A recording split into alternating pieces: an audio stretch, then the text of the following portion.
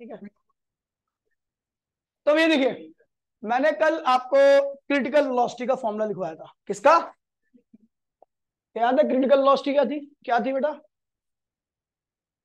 हर्षित बता। हाँ, ये देखो, मतलब वीडियो भी नहीं देखी, कह रहा वीडियो देख लिया, काम नहीं किया। बस अभी थोड़ी पहले ने यही कहा था मेरे से, इतना निर्लज्ज आदमी। देख रहा, वीडियो देख ली, काम नहीं किया, बस काम करना बाकी रहेगा। तो बता बेटा, क्रिटिकल वेलोसिटी क्या थी? क्रिटिकल वेलोसिटी क्या थी? इंग्लिश में बोलो बेटा। अच्छा चल बेटा। जब लिक्विड की वेलोसिटी क्रिटिकल वेलोसिटी से ऊपर की पहुंच जाती है तो फ्लो कैसा बन जाता है? टर्बुलेंट। और उसके नीचे जो रहती है वेलोसिटी, वो स्ट्रीमलाइन फ्लो रहती है। ठीक है भैया, क्रिटिकल वेलोसिटी में मैंने एक कांस्टेंट का इस्तेमाल किया था, और मैंने बताया था ये कांस्टेंट कोई और नहीं, कौन है? स्वयं रेनॉल्ड्स नंबर है। और रेनॉल्ड्स नंबर फ्लो के नंबर को दिया जाता है। फ्लो का नंबर अगर 0 से लेकर 2000 के बीच में आता है, मैंने कल एक न्यूमेरिकल दिया था, बहुत अच्छा क्वेश्चन था, उससे आपको और ज्यादा अच्छा समझ में आता कि अगर 0 से 2000 के बीच में रेनॉल्ड्स नंबर की वैल्यू आएगी तो फ्लो कैसा रहेगा? स्ट्रीमलाइन। स्ट्रीमलाइन मतलब एक रेगुलर फ्लो रहेगा। उस फ्लो में जो लिक्विड का जिस फ्लो में फ्लो कर रहा है ना, उसका स्ट्रक्चर नहीं फ्लो बदलता है। जैसे मान लीजिए आप इंजन ऑयल डाल रहे हो, किसमें? इंजन में। तो आप देखोगे ऊपर से जिस वे में निकल रहा है, नीचे तक उसी वे में आता है, कहीं से टूटता टाटता नहीं है ना? तो वो जो फ्लो है वो एकदम रेगुलर फ्लो है। ठीक है, यूनिफॉर्म फ्लो है। इस फ्लो को हम क्या कहते हैं? स्ट्रीमलाइन फ्लो कहते हैं। यहाँ पर इस फ्लो में कोई सी भी लाइन एक दूसरे को इंटरसेक्ट, मैंने आपको बताया था ना, लिक्विड का फ्लो लेयर की फॉर्म में होता है। किसकी फॉर्म में होता है? बहुत सारी लेयर होती है। कौन सी लेयर होती है? उनको स्ट्रीमलाइन कहते हैं। कोई भी स्ट्रीमलाइन इस फ्लो में एक दूसरे को इंटरसेक्ट अगर करेंगी तो क्या होगा? हाँ, फ्लो कैसा बन जाएगा? टर्बुलेंट बन जाएगा। और मैंने एक और बताया था, अगर करेंगी तो क्या होगा Kunal? If two streamline intersect to each other तो क्या होगा? तो it means the intersecting point has two direction, which is not possible in streamline flow. Streamline flow में एक पॉइंट की एक ही डायरेक्शन होती है। ठीक है, अगर दो पॉइंट दो लाइन एक दूसरे को इंटरसेक्ट कर देंगे तो इंटरसेक्टिंग पॉइंट की दो डायरेक्शन होगी, दो लाइन के हिसाब से, जो कि पॉसिबल नहीं है। ठीक है भैया, तो मैंने आपको बोला था, ठीक है, मैंने कहा था भैया, अगर रेनॉल्ड्स नंबर की वैल्यू क्या आती है भैया? यदि आपके रेनॉल्ड्स नंबर की वैल्यू 0 से लेकर 2000 के बीच में आती है तो आपका फ्लो कैसा माना जाएगा? स्ट्रीमलाइन या स्ट्रीमलाइन। और लेमिनार में क्या अंतर है? कोई मुझे बताए बेटा, तू बता कुछ आग्रह। आ जाओ बेटा, आगे आ जाओ। क्यों नहीं ली थी बेटा? तो वीडियो तो देख लेते आप, माँ बाप को धोखा दे रहे हो। स्ट्रीमलाइन और लेमिनार में क्या अंतर है बेटा? आदित्य, कल तूने क्लास ली थी, ऑनलाइन बैठा था, देखा था। मतलब नहीं ली थी तूने, ऑनलाइन भी ली थी तो बेटा, फिर तो बता बेटा, स्ट्रीमलाइन और लेमिनार में क्या अंतर है? स्ट्रीमलाइन फ्लो, ठीक है, जब मैं बात करूं तो मैं केवल एक लाइन की बात कर रहा हूं। और लेमिनार में क्या होता है? बहुत सारी स्ट्रीमलाइन का ग्रुप होता है, बंडल होता है। याद है?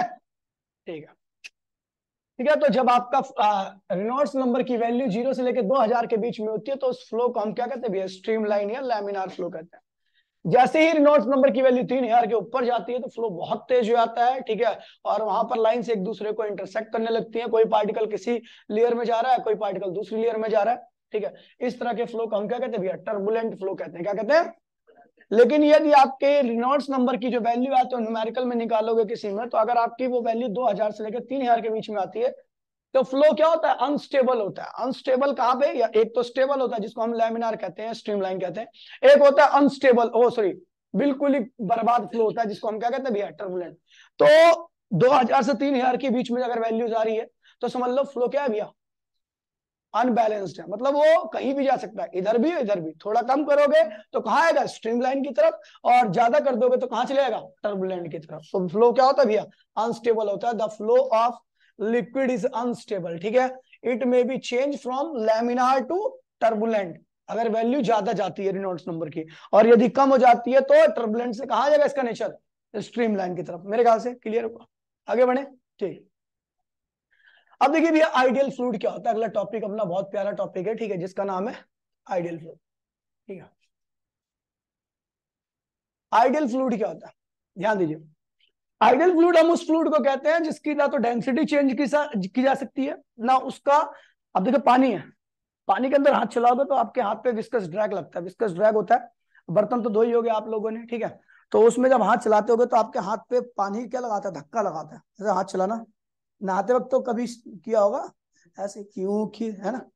तो उसमें क्या होता है, जब पानी आप उछालोगे तो पानी आपके हाथ पे क्या लगाता है, फोर्स लगाता है, उसे विस्कस ड्रैग कहते हैं। क्या कहते हैं उसे, विस्कस ड्रैग कहते हैं। और ये विस्कस ड्रैग वही लिक्विड लगा सकता है जिसकी खुद की कुछ क्या होती है, विस्कोसिटी होती है। विस्कोसिटी मतलब कि अपोजिंग कैपेसिटी, ठीक है।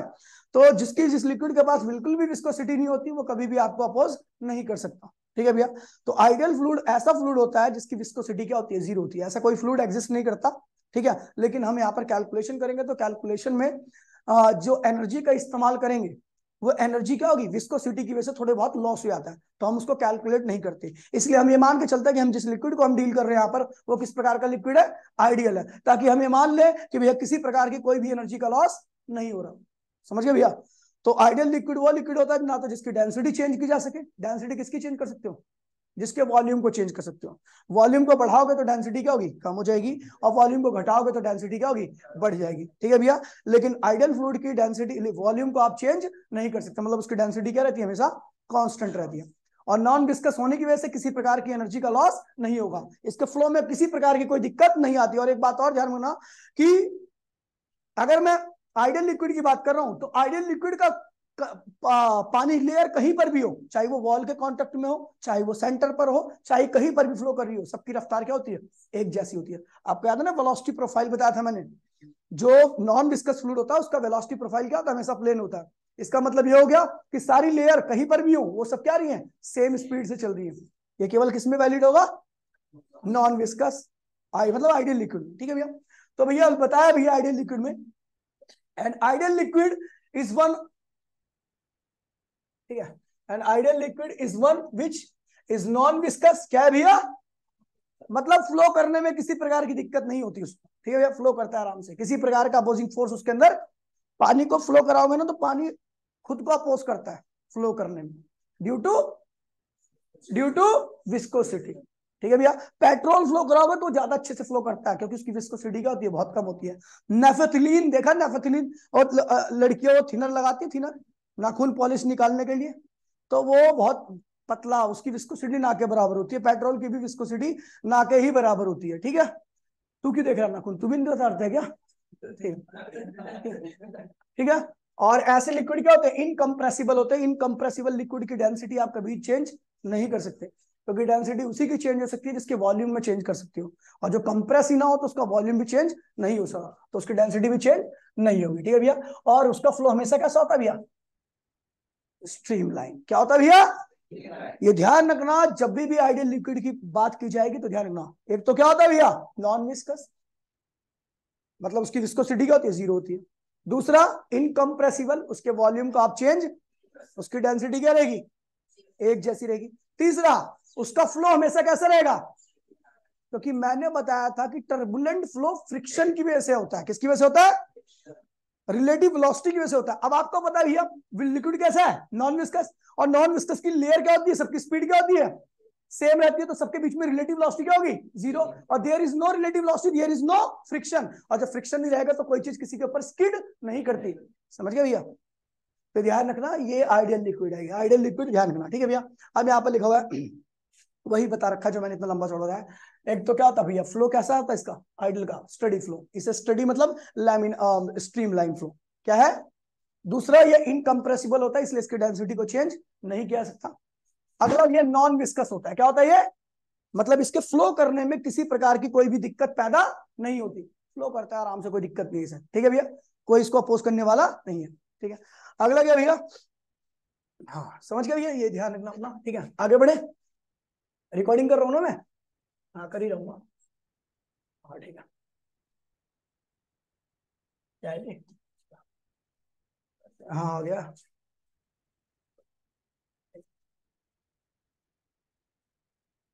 अब अगला टॉपिक आ रहा भैया, बर्नौली की जड़। बर्नौली की जड़ बहुत प्यारा टॉपिक है, बहुत आसान टॉपिक है, समझोगे तो एक बार में समझ आ जाएगा, ठीक है। अभी आपको इस टॉपिक को पढ़ाने से पहले मैं कुछ बातें बता देता हूँ, ठीक है, समझ गए। अगर मुझे पता है, ठीक है, कि एक पाइप है, एक पाइप एरी, ठीक है, ये पाइप है, ठीक है, इसके अंदर इसका एरिया क्या है, ए है, क्या है, एरिया ए है, ठीक है। इसमें जो लिक्विड चल रहा है उसकी रफ्तार क्या V1 है, क्या है, ये पूरा पानी, पाइप जो है पूरी पानी से भरी पड़ी है, ठीक है। जब लिक्विड, मान लीजिए यहाँ पर टाइम क्या था 0, यहाँ पर आते आते टाइम कितना हो गया, डेल्टा टी हो गया, क्या हो गया, यहाँ पर टाइम क्या था और यहाँ पर कितना टाइम हो गया, तो जब लिक्विड यहाँ पहुंचा तो टाइम कितना हो गया, डेल्टा टी। तो यहाँ से यहाँ तक लिक्विड ने कितनी लेंथ कवर की है बताओ। अरे सिंपल सी बात है, वेलोसिटी कितनी है इसकी, V1, टाइम कितना लगा, तो लेंथ कितनी कवर की होगी लिक्विड ने। लेंथ क्या होता है, डिस्टेंस अपॉन में, सॉरी टाइम इनटू में स्पीड। टाइम कितना है, डेल्टा टी, स्पीड कितनी है, V1 इंटू में डेल्टा टी। सबको पता है भैया, ये लेंथ होगी, क्या होगी ये, ध्यान दीजिएगा, ये क्या है, यहां से यहां तक की। अपने को पता है इसका एरिया कितना है, ए। मान लीजिए इसका ये जो पाइप है ना, इसका क्रॉस सेक्शनल एरिया कितना है, क्रॉस सेक्शनल एरिया पता है ना हमको, ये टॉप का एरिया, पाइप का मुंह जो होता है ना वही क्रॉस सेक्शनल एरिया होता है। तो इसका एरिया क्या है, ए। इसकी लेंथ क्या है, V1 इंटू में डेल्टा टी।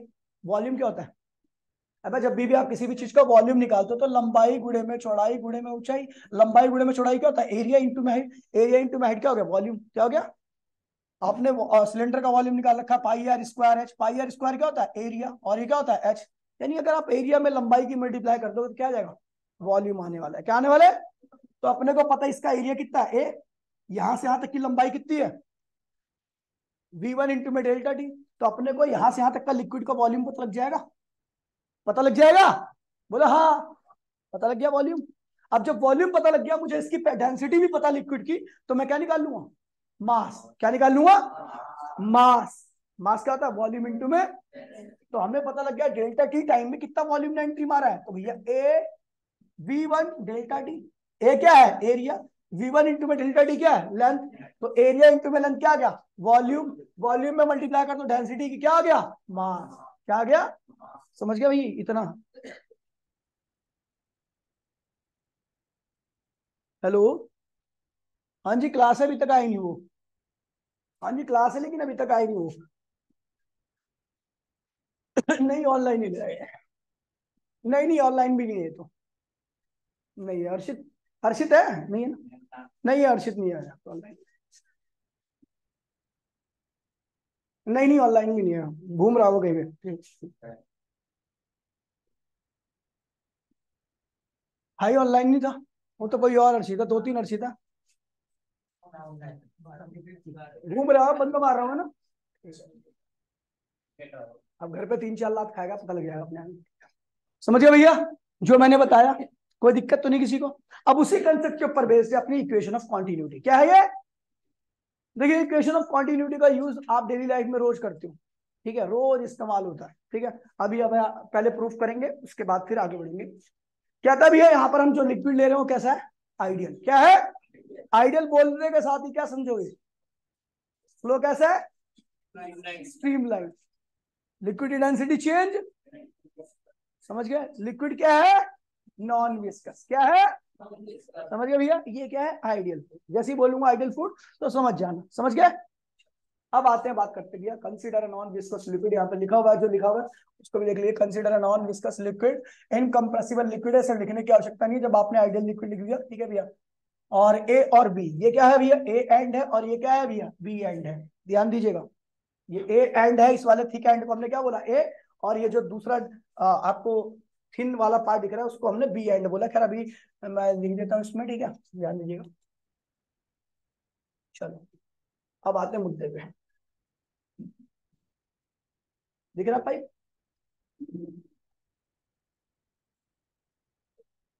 अब ये देखिए, ध्यान दीजिएगा, इसका एरिया मेरे को दे रखा है कितना, A1। क्या दे रखा है, यहाँ पे लिक्विड की वेलोसिटी कितनी है, मैंने टाइम कितना लिया, डेल्टा टी। तो भैया लिक्विड पूरा भर के जा रहा पानी इसमें पूरा। तो मैंने कहा भैया कि यहां से टाइम क्या था, यहाँ पर 0 था, और यहाँ पर टाइम क्या होगा, डेल्टा टी हो गया। तो यहां से यहां तक कितना डिस्टेंस कवर किया होगा लिक्विड ने, कोई दिक्कत तो नहीं है, किसी को दिक्कत, राठौड़, ठीक है। तो V1 इंटू में डेल्टा टी क्या आ गया, डिस्टेंस जो इस वाले सेक्शन में लिक्विड फ्लो करता हुआ जिसने किया। अच्छा एरिया कितना इस वाले एंड का, डिस्टेंस कितना किया, कोई दिक्कत तो नहीं है। तो ये V1 इंटू में डेल्टा टी का मतलब क्या है कि इतने टाइम में इतनी लेंथ कवर की इसने, इतने टाइम में इतनी लेंथ कवर किसने? लिक्विड ने। कितना एरिया था लिक्विड के क्रॉस सेक्शन का? पाइप के बराबर ही होगा, तो क्या होगा A1। तो कितना वॉल्यूम क्या? वॉल्यूम क्या होगा? V1 डेल्टा टी इंटू में A1। बोलो हाँ। अब अपने को पता है लिक्विड जो है उसकी डेंसिटी क्या है? रो। क्या है? तो इतने टाइम में कितना मास एंट्री हुआ? तो ये M कौन सा मास है ये बताओ, कौन मेरे को बताएगा ये कौन सा मास है? M1। M1 वो मास है जो इस पाइप में डेल्टा टी टाइम में एंट्री हुआ है। समझ में एक बात नहीं? कोई दिक्कत तो नहीं है? किसको नहीं सुन रही? बोल बे। अब नहीं आई तो कोई बात नहीं, पैसा बोलना। पीछे वाला सुन में आ गया था तेरे को, तो ये कैसे नहीं सुन में आया? मतलब तेरा ध्यान नहीं है आप। ठीक है सुन ले, मैंने कहा लिक्विड जो चल रहा है उसकी रफ्तार कितनी? बोल मुंह से बोल अपने। अब लिक्विड जो चल रहा है उसकी रफ्तार कितनी इस वाले सेक्शन में, ए वाले में? V1। कितने टाइम के लिए चला? तो कितनी लेंथ चला? समझ गया? एरिया कितना था इस वाले एंड का? तो कितना वॉल्यूम क्या होगा अंदर? A1 एरिया इंटू में लेंथ। तो एरिया कितना है? A1। लेंथ कितनी है? V1 इंटू में। तो भैया अपने को पता लग गया इतना वॉल्यूम एंट्री मारा। डेंसिटी कितनी लिक्विड की? रोमन ले ले, क्या दिक्कत है? क्या ले लिया? तो भैया कितना मास एंट्री मारा टाइम में? तो मास क्या होता है भैया? वॉल्यूम इंटू में। ईमानदारी से अब बताओ हाथ खड़े करके किसको किसको क्लियर है चीज? बहुत अच्छी बात। नहीं क्लियर है तो ये क्या होता है? ठीक है समझ गया भैया? तो M1 मास इस वाले एंड से डेल्टा टी टाइम में एंट्री मार रहा है। समझ गई? बोलना। हाँ अब देखिए, अब हम बात कर रहे हैं पतले वाले एंड। पतले वाले एंड पर वेलोसिटी कितनी लिक्विड की? भर के जा रहा है पानी यहां से भी। क्या जा रहा है? इसका एरिया कितना है भैया? A2। कितना है? अच्छा V2 वेलोसिटी से डेल्टा टी टाइम में कितना डिस्टेंस कवर करेगा? V2 इंटू में डेल्टा टी। बोलो हाँ। इतना डिस्टेंस कवर किया पानी ने इसमें। एरिया कितना है इसका? तो उतने टाइम में, कितने टाइम में? डेल्टा टी टाइम में कितना वॉल्यूम में एंट्री मारी? तो A2 एरिया और लेंथ कितनी कवर की? V2 इंटू में डेल्टा। बोलो हाँ। और कितना मास एंट्री मारेगा? डेंसिटी से मल्टीप्लाई। मैंने माना इसके अंदर का लिक्विड क्या है? डेंसिटी क्या है उसकी? ρ2। तो इतने मास ने एंट्री मारी कितने टाइम में? Delta T time. इतने मास ने यहाँ पे एंट्री मारी कितने टाइम में? समझ गए? अब जितना मास यहाँ पर डेल्टा टी टाइम में एंट्री मारेगा उतने ही मास तो वहां से भी निकलेगा। कितना टाइम में? Delta T time. टाइम समझो पे सेम है। According to law of conservation of mass क्या कहता है? M1 बराबर में दोनों मासेस की वैल्यू क्या होगी?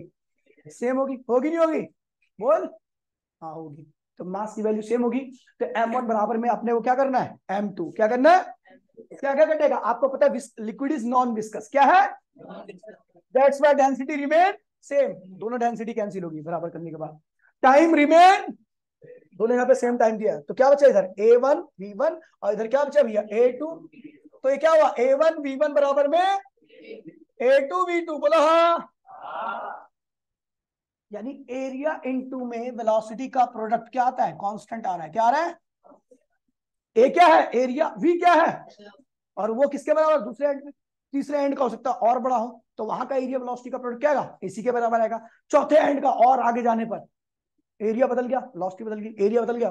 50 एंड है, 50 को 50 से जहां पर क्या होगा? A1 V1 बराबर में A2 V2 बराबर में A3 V3 बराबर में, जितने भी एंड पर होगा ABCD जितने भी एंड होंगे। ठीक है भैया? जितने एंड पर आपको निकालना है सब जगह पर क्या होगा? A1 V1। पाइप चेंज नहीं होनी चाहिए, एक ही पाइप होनी चाहिए। एरिया बदले तो वेलोसिटी अपने आप क्या होगी? बदलती जाएगी। अब यहां से क्या पता लग रहा है? सुन लीजिए, एवी एरिया और वेलोसिटी का प्रोडक्ट क्या आ गया? कांस्टेंट आ गया। तो हम कह सकते हैं वेलोसिटी इक्वल्स में कांस्टेंट अपॉन में एरिया। तो velocity is inversely equal to क्या आ गया? एरिया। अब इससे क्या मतलब निकलता है? आपने देखा होगा जब घर बना होगा, लड़के ये चीज जानते हैं, लड़कियां तो कम करती हैं काम। ठीक है? जब घर बनता है तो तराई करने के लिए पापा नहीं आ पाते तो हमें जाना पड़ता है। मैं तो गया भाई, मैं तो बनवाता रहता हूँ। ठीक है? अभी ऊपर भी मैंने की थी तराई। ठीक है? तो तराई करते वक्त एक बात ध्यान रखना, जब दीवार की हाइट तक आपको चढ़ाना होता है पानी, तो क्या करते हो? पाइप का मुंह छोटा कर देते हो। पाइप का मुंह छोटा करते के साथ ही एरिया क्या होता है? तो वेलोसिटी क्या होती है?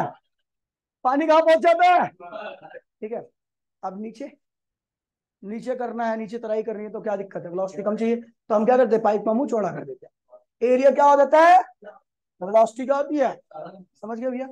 तो ये है इक्वेशन ऑफ कॉन्टिन्यूटी। क्या कहती है equation of continuity? A1 V1 equals to A2 V2। ये किसके ऊपर बेस्ड है? Law of conservation of mass. समझ गए भाई? कोई दिक्कत तो नहीं है, एज इट इज कॉपी कर लेना, ठीक है भैया। मैं लिखवा रखा पूरा प्रॉपर वे से, गधा गड़ों भी समझ में आ जाएगा, बस आपको समझाने के लिए मैंने कहा था, ठीक है, हो गया। हमें क्या है ये, तो ये देखो कितना प्यारा लिखा हुआ है। मैंने कहा है कि ए एंड से कितने मास ने एंट्री मारी, बोलो कितना प्यारा लिखा हुआ, देख रहे हो। बी एंड से कितना मास निकला, कितना प्यारा लिखा हुआ है। Law of conservation of mass क्या कहता है, दोनों मास क्या होंगे, बराबर होंगे। काटा पीटी की तो क्या हो गया, ए बी क्या आ गया, that is the equation of continuity based on the law of conservation of मास, ठीक है भाई। कहाँ बिल्कुल होगा प्रेशर अलग अलग, अभी आएगा, तेज क्यों चल रहे बेटा, मेरे साथ ही चलो। अब भैया देखो बहुत प्यारा टॉपिक आ रहा है, बहुत ज्यादा प्यारा, बगैर इसके तो बर्नौली भाई होगी नहीं, आगे आगे थोड़ा किसी को मार नहीं पा रहा मैं आज, ठीक है। देखिए भैया आज सौम्या भी नहीं आया, वरना 2-3 हफ्ते पड़ जाते हैं, हाथ खाली खाली लगेगा। देखिए भैया एनर्जी ऑफ फ्लूइड, यू और स्ट्रीमलाइन फ्लो की बात कर रहे हैं, किसकी बात कर रहे हैं हम, स्ट्रीमलाइन फ्लो में कितने टाइप की एनर्जी होती है। तो सबसे पहली एनर्जी क्या है भैया, काइनेटिक एनर्जी, क्या है, जो लिक्विड फ्लो कर रहा है, मान लीजिए लिक्विड का मास क्या है, m है, लिक्विड की वेलोसिटी क्या है, v है, तो उसके पास काइनेटिक क्या होगी, हाफ mv स्क्वायर, क्या होगी, the energy positive by the liquid bye virtue of it's motion, the energy positive bye the body by virtue of it's motion is called kinetic energy. m क्या है, liquid का मास है, और v क्या है, liquid की वेलोसिटी है। अब देखिए सुन लीजिए, फिर मैंने बोला क्या, kinetic energy per unit mass क्या है। देखिए एनर्जी कहां पर है, मास के अंदर है ना, मास के पास है ना। कोई बॉडी होती है, नहीं वैसे तो जरूरी नहीं है कि बॉडी है मास होना चाहिए तभी एनर्जी है, ऐसा जरूरी नहीं है। जैसे चार्ज होता है, चार्ज अगर किसी बॉडी के ऊपर चार्ज है तो चार्ज जब ही होगा बॉडी के ऊपर जब उसके ऊपर मास होगा, बगैर मास वाली बॉडी के ऊपर चार्ज कभी भी आ नहीं सकता। लेकिन एनर्जी जो होती है बगैर मास वाली बॉडी के ऊपर भी हो सकती है। एग्जांपल दो मेरे को भाई, फोटोन, कितना प्यारा बच्चे देख रहे हो, ये पढ़ने वाले बच्चे जो तुरंत उनके मुंह से निकल आता है, ठीक है। बेशक मेरे हाथ से 2-3 घुसन दिखाता रोजाना, लेकिन वो पढ़ता है ईमानदारी के साथ, बस किस लिए पढ़ता है, उसका काम कंप्लीट नहीं होता, इस बात में माँ बाप को धोखा दे रहा हूँ, ठीक है। अब देखिए, तो भैया फोटोन एक ऐसा पार्टिकल है जिसके पास एनर्जी होती है लेकिन उसके पास मास नहीं होता।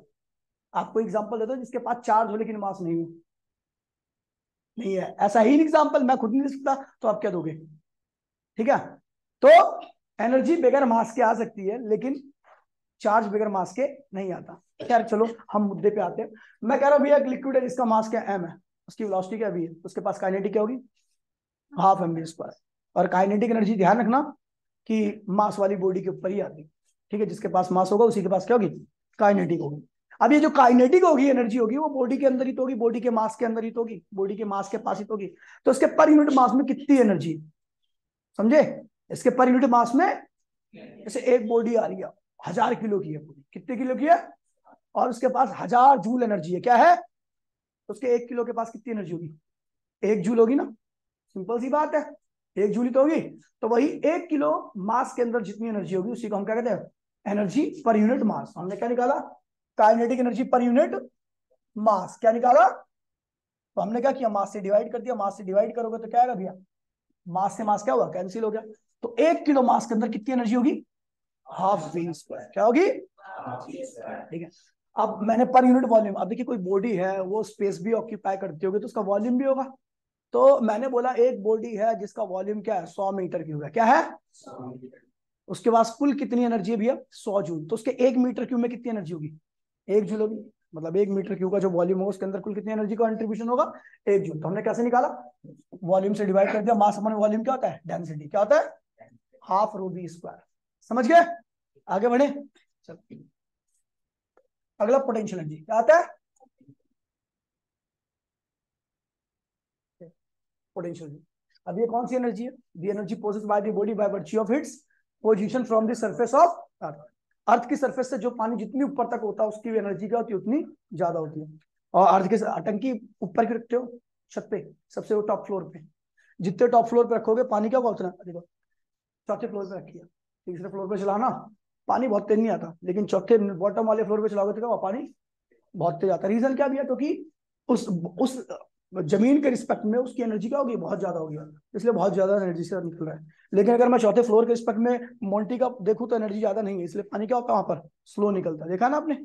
चलो ठीक है, तो एनर्जी, पोटेंशियल एनर्जी की जब मैं बात करूंगा तो पोटेंशियल एनर्जी किसकी वजह से आती है? हाइट की वजह से, due to from the surface of earth. Earth की सरफेस से पानी की टंकी जितनी हाइट पर रहेगी उतनी क्या होगी, उसके अंदर पोटेंशियल एनर्जी होगी। मान लीजिए टंकी के अंदर कुल कितना पानी है? एम। मास कितना पानी का? हाइट कितनी है जमीन से उसकी? एच। तो पोटेंशियल एनर्जी कितनी होगी? M g. यही होगी ना। अब पानी के अंदर कुल कितनी एनर्जी है? M g h. तो मैंने कहा 1 किलो के अंदर कितनी एनर्जी होगी, तो एम से डिवाइड कर दो। क्या डिवाइड कर दो? तो जी एच। ये क्या आ गई? Potential energy per unit mass. क्या आ गई? अब टंकी का कुछ वॉल्यूम होगा तो उसके 1 मीटर क्यूब के वॉल्यूम में कितना एनर्जी आएगी, तो क्या होगा? वॉल्यूम से डिवाइड करो मास अपॉन वॉल्यूम, क्या होता है? डेंसिटी, रो जी एच। क्या होगा? तो मतलब भाई कोई दिक्कत तो नहीं है? आगे बढ़ जा। अगला प्रेशर, ये थोड़ा समझने वाले बात, ये समझने वाला बात, ठीक है। अब देखिए अभी क्या हुआ कि हम क्या करते हैं, पिचकारी देखिए, पिचकारी, तो पिचकारी के मुंह पे ना हाथ लगा देना, ठीक है, और इधर से धकेल लो, ठीक है। जब आप पिचकारी के मुंह पे हाथ लगा के धकेलोगे तो पिस्टन दोबारा से क्या होगा? वापसी आ जाता है। देखा ना क्यों? क्योंकि आप ना वहां पर प्रेशर अंदर ऑलरेडी क्या एयर प्रेशर है। जब आप उसको उस प्रेशर के अगेंस्ट में वर्क करते हो तो आपका वर्क जो हो रहा है उस प्रेशर के अगेंस्ट में हो रहा है। और आपको याद होगा जब भी किसी भी चीज के अगेंस्ट में मैं किसी भी फोर्स के अगेंस्ट में वर्क करता हूं तो वहां पर क्या आती है? एनर्जी आती है। याद नहीं याद है? किसको किसको याद है?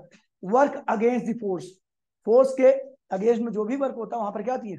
एनर्जी आती है। तो हमने पिचकारी का मुंह बंद करके आगे से धक्का लगाया, पिस्टन आगे गया, वो हमने वर्क किया, हमने, लेकिन हमारे वर्क की वजह से उसके अंदर क्या आ गई? एनर्जी आ गई। जैसे आप छोड़ोगे पिस्टन को, वापसी क्या धकेल देगा उसको, तो वो कहां से आया? भगवान ने किया क्या? नहीं, वो जो हमने वर्क किया था ना वो एनर्जी की फॉर्म में स्टोर्ड हो गया उसके अंदर, और वही एनर्जी क्या हुई? उस पिस्टन को वापसी लेके चली आई। समझ गया भैया? तो वही किया हमने। देखिए भैया यहाँ पर एक कंटेनर बना रखा बड़ा प्यारा सा मैंने, ठीक है भैया, और यहाँ पर मैंने लिखा है एक्सटर्नल प्रेशर, जो मैं लगा रहा हूँ एक्सटर्नल प्रेशर, ठीक है। और यहाँ पर ऑलरेडी लिक्विड भरा पड़ा है इस कंटेनर के अंदर, ठीक है। इस कंटेनर के अंदर क्या भरा पड़ा है? लिक्विड भरा पड़ा है पूरे कंटेनर के अंदर ये। और ये लिक्विड क्या लगा रखा है इसके ऊपर? प्रेशर। और मैं यहां से लगा रहा हूँ प्रेशर। तो मैं इस प्रेशर के गेज में मैं अपना प्रेशर लगाऊं तो ये कहां से कहां पे शिफ्ट करूंगा? ए से ए डैश पॉइंट पर। कहां पे ले आऊंगा इसको? इस दौरान इसने कितना डिस्प्लेसमेंट किया? एक्स। कितना किया? इस पिस्टन का एरिया कितना था? ए। कितना था? पिस्टन का एरिया कितना है? प्रेशर कितना लग रहा है? तो फोर्स क्या होता है? प्रेशर इंटू में, प्रेशर इंटू में एरिया होता है। तो प्रेशर कितना लगा रहा हूं? पी। एरिया कितना है? ए। तो मैंने कितना फोर्स लगाया? वर्क कितना किया? वर्क क्या होता है? फोर्स इंटू में डिस्प्लेसमेंट। फोर्स कितना है? P A. डिस्प्लेसमेंट कितना हुआ है? एक्स। पी ए एक्स क्या होता है? एरिया। ए क्या है? एक्स क्या है? डिस्टेंस। एरिया इंटू में डिस्टेंस क्या होता है? वॉल्यूम। क्या होता है? तो प्रेशर एनर्जी का फॉर्मूला क्या होता है? प्रेशर इंटू में वॉल्यूम। कौन सा वॉल्यूम? ये वाला वॉल्यूम। कौन सा वॉल्यूम? समझ गया भैया? तो ये मैंने वर्क किया, और यही वर्क किसके बराबर होता है? एनर्जी के। किसके बराबर होता है? समझ गया ना? Energy, E for energy. कोई दिक्कत तो नहीं है? तो मैंने क्या किया, दोबारा से मैं रिपीट कर रहा हूँ इस चीज को, बहुत अच्छा, क्योंकि आप पहली बार पढ़ रहे हो इसको, ठीक है। तो हमने क्या किया, यहाँ पर प्रेशर लगाया, किस एरिया पर? ए एरिया पर। तो हमारे द्वारा लगाया गया फोर्स की वैल्यू क्या होगी? प्रेशर इंटू में एरिया। और इस प्रेशर की वजह से, इस फोर्स की वजह से यहाँ से यहाँ तक का कितना डिस्प्लेसमेंट आया? एक्स। कितना आया? तो भैया वर्क कितना किया? फोर्स कितना है? P A x. ए क्या है? एरिया। एक्स क्या है? डिस्प्लेसमेंट। तो क्या हो गया? वॉल्यूम। पी इंटू में भी क्या आ गया? एनर्जी। कौन सी एनर्जी? प्रेशर की वजह से आई है। किसकी वजह से आई है? इसलिए इसे क्या कहेंगे? Pressure energy. समझ गया? अब हमें पता लग गया भैया प्रेशर एनर्जी क्या होती है? पीवी होती है। पी क्या होता है? प्रेशर। वी क्या होता है? वॉल्यूम। जो हमारे प्रेशर की वजह से चेंज हुआ है, इतना ही तो चेंज हुआ है, वॉल्यूम। पीवी। समझ गया? अब देखिए, अपने को बोला प्रेशर एनर्जी। अब pressure energy per unit mass क्या होगी? तो प्रेशर एनर्जी क्या है? पीवी। और पर यूनिट मास निकालना है तो क्या करेंगे? मास से डिवाइड कर देंगे। अच्छा, मास अपॉन वॉल्यूम क्या होता है? मास अपॉन वॉल्यूम क्या होता है? डेंसिटी। तो वॉल्यूम अपॉन मास क्या होगा? 1 में डेंसिटी क्या होगा? तो ये हो जाएगा प्रेशर अपॉन में रो। ये क्या होगा? Pressure energy per unit mass. ये क्या हो जाएगी? Pressure energy per unit. और अगर आप pressure energy per unit volume निकालना चाहते हो तो वॉल्यूम से डिवाइड। किसके वॉल्यूम से? इसी के वॉल्यूम से। तो ये कैंसिल हो गया तो क्या होगा? प्रेशर के बराबर होगा। कोई दिक्कत तो नहीं है? तो भैया ये था आज का टॉपिक, और खत्म हो चुका आज की क्लास। जिसको नोट करना है वो बैठे, और नोट करना ही है सबको, जाना किसी को भी नहीं। आज के लिए इतना ही। टाटा बाय बाय, जय हिंद, जय भारत। जाना नहीं है बेटा, कॉपी निकालो, कॉपी करो।